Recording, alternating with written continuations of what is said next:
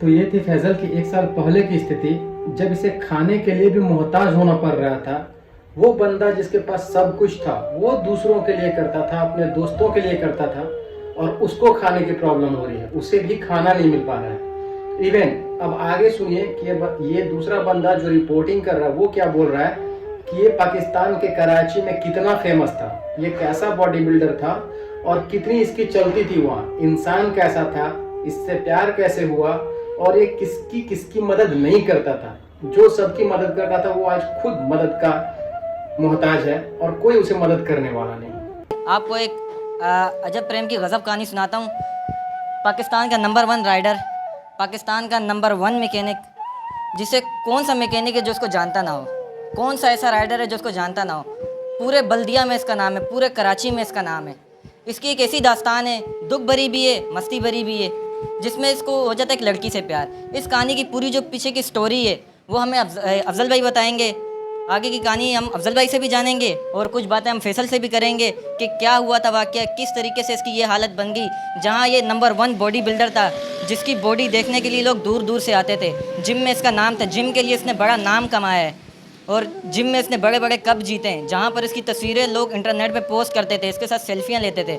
आज उस शख्स से लोग दूर भागते। जब तक आपके पास, कहते हैं कि पैसे, ये एक दुनिया का सबक है, जब तक आपके पास पैसे हैं तब तक आपके साथ लोग हैं, आपको लोग जी करेंगे। जब आपके पास पैसा ख़त्म, आपको आपका भाई भी छोड़ देगा, आपको आपके माँ बाप भी छोड़ देंगे, आपको रिश्तेदार भी छोड़ देंगे। और दोस्त, जहाँ तक ये शख्स लोगों को 10-10, 15-15 लोगों को एक साथ लेके जाके खाना खिलाता था होटलों में, लोगों को खर्चा देता था, दोस्तों की बड़ी कदर करता था, आज खुद खाने के लिए मोहताज है। आए नाजरीन, हम अफजल भाई से बात करते हैं कि क्या इसके पीछे की दास्तान है। अस्सलाम वालेकुम। वालेकुम सलाम। अफजल भाई, फैसल की कोई स्टोरी हमारे देखने वालों को बताएं कि क्या वाकया हुआ था, कि किस तरीके से इसकी ये हालत बन गई, नामी ग्रामी बंदा है, क्या हालत कैसे हुई इसकी, ज़रा बताइएगा। इसको एक लड़की से प्यार हो गया था, उसकी चक्कर में ये ऐसा हो गया। बाकी अच्छा बंदा, ये लोगों का ख्याल भी करता था, काफ़ी लड़कों का होटलों में खाना वाना खिलवाता था, पैसे वैसे भी देता था खानों के। बड़ा अभी इसके पास पैसे वैसे कुछ नहीं है, खाने को तरसता ही। तो प्यार जिस लड़की से हुआ था वो कौन थी? वो किसी डॉक्टर की बेटी थी।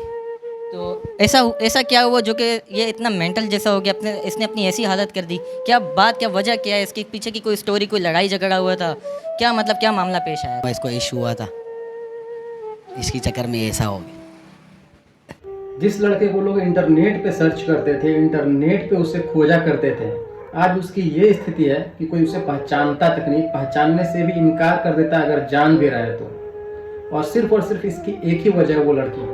उस लड़की ने इसके साथ ऐसा कर दिया कि आज इस स्थिति पे आ गया कि इससे सब दूर भागने लगे, क्योंकि इसने अपनी स्थिति ही ऐसी कर ली। ऐसा इसको मारा गया, इसको ऐसा चोट लगा कि ये पागलपन का शिकार हो गया। नाजरीन, सारा मामला प्यार का है, लड़की का मामला। लड़की कहाँ गई?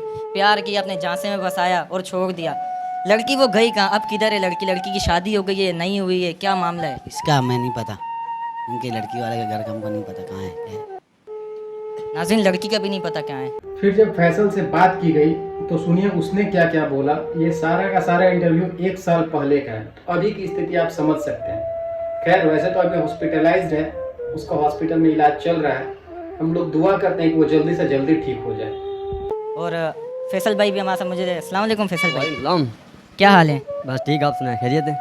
देखने वालों से कुछ कहेंगे? हाँ क्यों नहीं, थोड़ा बहुत कह देंगे। बोले जो बोलना चाहते हैं बोले। क्या बोलेंगे, आपको पता होगा थोड़ा बहुत, यानी कि मुझे भी कुछ पता है अपने बारे में। फैसल सिर्फ एक बॉडी बिल्डर ही अच्छा नहीं था, नंबर 1 बॉडी बिल्डर ही नहीं था, वो एक बहुत अच्छा बाइक का मैकेनिक था, वो एक बहुत अच्छा बाइक का राइडर था, जिसका कोई तुलना ही नहीं किया जा सकता था उस समय में। पाकिस्तान के कराची के बल्दिया में कोई इसका हाथ नहीं पकड़ सकता था, बॉडी बिल्डिंग में, बाइक राइडिंग में या फिर मैकेनिक में।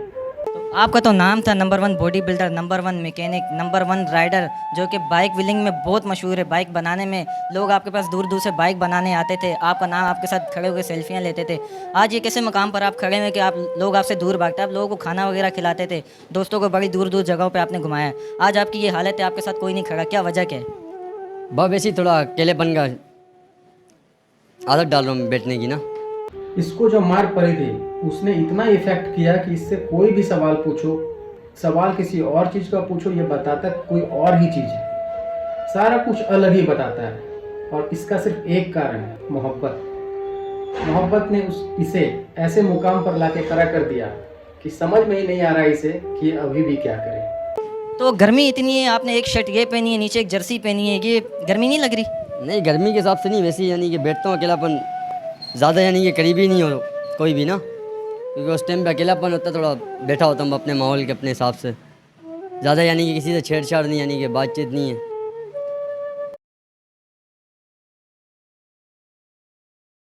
जो इंसान एक समय में पाकिस्तान का नंबर 1 बॉडी बिल्डर था, इवन कि अभी जो पाकिस्तान का बॉडी बिल्डर है, जो नंबर 1 बॉडी बिल्डर है, वो उसके साथ ट्रेनिंग करता था, वो उसके साथ कंपटीशन करता था, उसके साथ कंपटीशन खेलता था, उसकी आज ये स्थिति कर दी और सिर्फ प्यार की वजह से।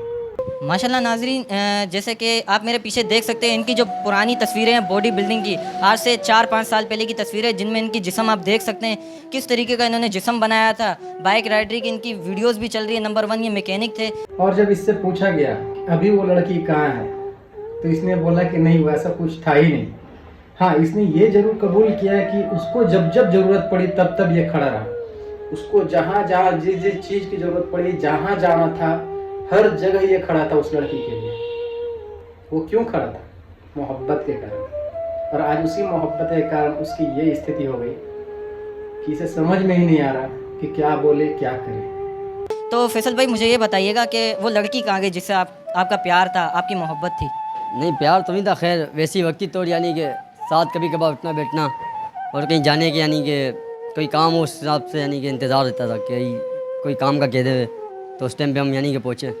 मतलब आप उसकी खिदमत में एनी टाइम हाजिर थे, वो कुछ भी बोले आपने मानना था। हाँ, तो आज वो है किधर? आप मतलब कोई राब्ता वगैरह कुछ ऐसा कभी देखा उसको सामने? सोचा कभी भी, यानी कि कहीं रास्ते में नज़र आ जाए कोई काम पड़ जाए, तो कोई मुसीबत, यानी कि मुसीबत तो खैर नहीं होती है, कहीं यानी कि कोई काम हो तो उस टाइम पे हम पहुँच जाए, यानी कि रास्ते में कहीं ज़रूरत हो हमारी, यानी कि हम खुद काम आ जाए। यानी कि अब जब इससे पूछा जाता है कि आगे क्या करना है, क्या करोगे, तो देखिए उसका जवाब क्या है कि उसे क्या करना है। आज भी वो यही बोलता है कि किसी का ज़रूरत में काम आ जाए, इतना ही बहुत होगा। तो आपका इरादा क्या है? आपने जिम वगैरह दोबारा ज्वाइन करना है? आपकी दुकान थी मैकेनिक की, माशाल्लाह इतनी बड़ी दुकान का, आपके पास तो आपकी अपनी सुपर बाइक, मतलब आपके पास बाइक थी, वो बाइक आपकी कहाँ गई जो आपकी चाहिए थी, जिसको आप बड़े प्यार से दुल्हन की तरह संभाल के रखते थे, वो बाइक आपकी कहाँ है? बस है किसी के पास है। तो अब आपकी अपनी चीज़ आपने लेनी नहीं है उससे? दी नहीं है मैंने किसी को कोई चीज़, लेनी क्या। बाइक आपकी है कहाँ फिलहाल पर? इतना अभी अकेलेपन में बैठता हूँ थोड़ा, यानी कि कोई चीज़ है साथ में, यानी कि बता नहीं सकता, हल्का फुल्का कोई काम होएगा किसी का, यानी कि कोई नज़र का, यानी कि कोई चीज़ का, किसी को कोई ज़रूरत हो, यानी कि खिलाड़ी वगैरह, और कुछ यानी कि जैसे शर्तें वगैरह लगती है कहीं पे, तो किसी की ज़रूरत के लिए काम आ रहा था, फाइट के लिए। मतलब शौक क्या है आपके? शौक़ तो कोई नहीं था, मतलब कि कहीं पर फाइट लड़ना, जिम वगैरह जैसे आप जाते थे, तो आपका शौक क्या था, उस तरीके का पूछ रहा हूँ। शौक़ तो नहीं था खैर, यानी कि अंडर ग्राउंड, यानी कि जैसे फाइट वगैरह होती है कहीं पे, वहाँ जाने का शौक़ था। फाइट वगैरह करने का आपको बड़ा शौक है? हाँ, शौक़ था उस टाइम पे, शौक़ हल्का फुल्का शौक़ भी था, और यानी कि थोड़ा काम भी था। इस भाई ने, जिसने इसकी इंटरव्यू लिया है, इसने ये आखिरी बात जो बोली है ना, एकदम सही बोली है, बिल्कुल परफेक्ट बात जो हम सभी पे लागू होती है, और हम लोग सभी को इस पर ध्यान रखना चाहिए। नाजरीन, ये आपके लिए, हमारे लिए और इस दुनिया के लिए सबक है। जब तक आपके पास माल है, आपके पास पैसा है, आपको लोग पूछेंगे, आपको लोग जी जी करेंगे, आपको सलाम करेंगे, मगर जब आपके पास पैसे ख़त्म तो लोग ये कहते हैं कि तू कौन और मैं कौन। नाजरीन, ये एक ऐसी कहानी है जिसमें थोड़ी मस्ती भी है और थोड़ा दुख भी है, कि एक लड़की के इश्क में पागल हुआ और शौक़ भी बड़े बड़े रखे हुए थे, बाइक राइडरिंग, इनकी राइडरी की आपने वीडियोस भी देखी होंगी, एक हाथ से बाइक व्हीलिंग कर रहे हैं, और मैकेनिक नंबर 1, पाकिस्तान का नंबर 1 मैकेनिक, पूरे कराची में इनका नाम है। और बिल्डर, इनका जिस्म आप देखें, आप खुद बोलेंगे कि ये पहले क्या चीज़ था और अब क्या हो गया है। भाई ने बिल्कुल सही कहा कि जब तक आपके पास माल है, जब तक आपके पास पैसा है, लोग आपको पूछेंगे, वरना अपनी फैमिली भी आपको पहचानने से इनकार कर देगी। और यही गलती हो गई फैजल के साथ। वो समझ ही नहीं सका कि प्यार आज के ज़माने में कुछ भी नहीं होता, पैसा कमाओ सब मिलेगा, परिवार में भी मिलेगा और प्यार भी। और उस लड़की ने तो खैर इसका यूज़ करके छोड़ दिया, जो बिल्कुल गलत है, और अधिकतर लड़कियां होती भी ऐसी हैं, पर वो गलत है। ये साबित करने से ज़्यादा बेहतर है कि मोहब्बत से दूर ही रहा जाए। ये आपके लिए, हमारे लिए, इस पूरी दुनिया के लिए सबक है कि जब तक आपके पास माल है लोग आपको पूछते हैं। तो ये थी फैजल के बारे में आज की वीडियो। मिलते हैं नेक्स्ट वीडियो के साथ। कोशिश करूंगा कि अब जो उसका हॉस्पिटलाइजेशन हुआ है, उसका हॉस्पिटल में जो इलाज चल रहा है, वैसा कुछ वीडियो लेके आ सकूं। मिलते हैं नेक्स्ट वीडियो में, तब तक के लिए धन्यवाद। Thank you. जय हिंद।